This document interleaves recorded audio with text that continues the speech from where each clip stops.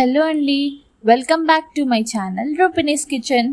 ఈరోజు మన కిచెన్లో సేమియా పాయసం ఎలా తయారు చేయాలో చూసేద్దాం.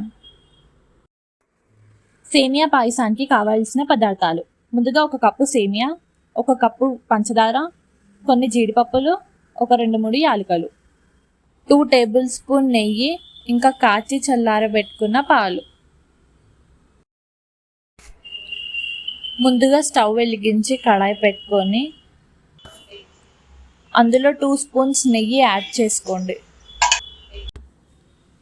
ఇప్పుడు జీడిపప్పులు వేసుకొని గోల్డెన్ బ్రౌన్ కలర్ వచ్చేంత వరకు వేయించుకోవాలి. ఇప్పుడు ఈ వేయించుకున్న జీడిపప్పుని ఒక గిన్నెలో తీసేసుకొని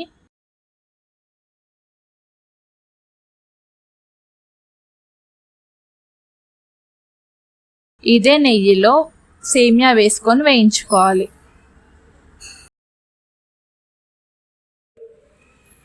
సేమియా కూడా గోల్డెన్ బ్రౌన్ వచ్చేంత వరకు బాగా వేయించుకోవాలి.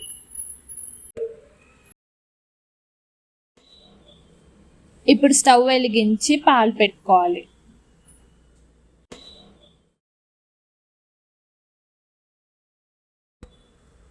ఒక పొంగు వచ్చాక ముందుగా మనం వేయించుకున్న సేమియాని ఇందులోకి యాడ్ చేసుకోవాలి.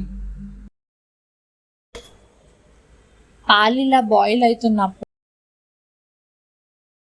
పంచదార వేసేసుకోండి.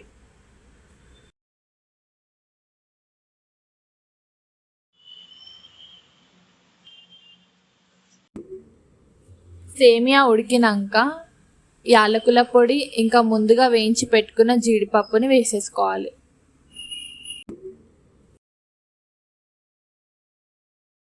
ఒక 2 మినిట్స్ ఆగి సర్వింగ్ బౌల్లో సర్వ్ చేసుకుంటే ఎంతో టేస్టీ సేమియా పాయసం రెడీ.